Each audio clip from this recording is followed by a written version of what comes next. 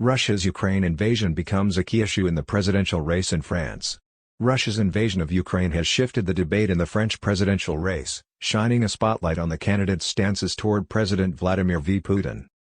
Analysts said that President Emmanuel Macron's active diplomacy in trying to avert the attack, although unsuccessful, would bolster his chances of victory at home in April's election.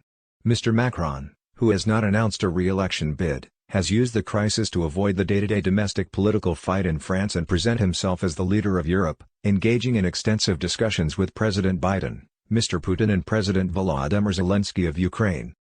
The tragic times of history are coming back, Mr. Macron said at a news conference early Friday morning.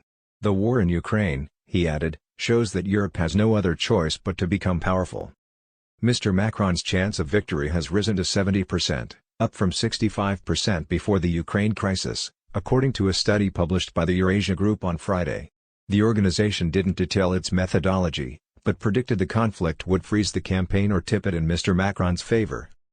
By contrast, Russia's invasion has put some of Mr. Macron's fiercest rivals in a difficult position, as they struggle to shrug off a string of statements in the past excusing, or even praising, Mr. Putin's aggressive moves toward Ukraine, such as the annexation of Crimea.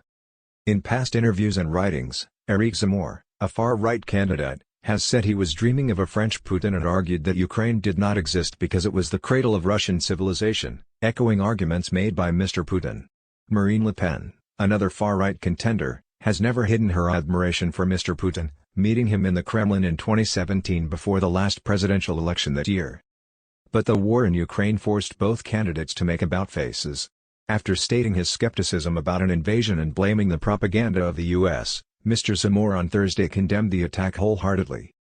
Both Ms. Le Pen and Mr. Zemmour, as well as candidates from the far left, have been criticized for their desire to leave NATO.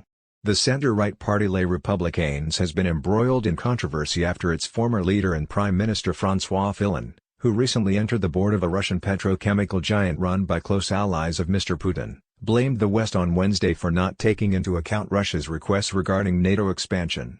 I am Marshall Bohmer for Gone Digital News. Follow me for more.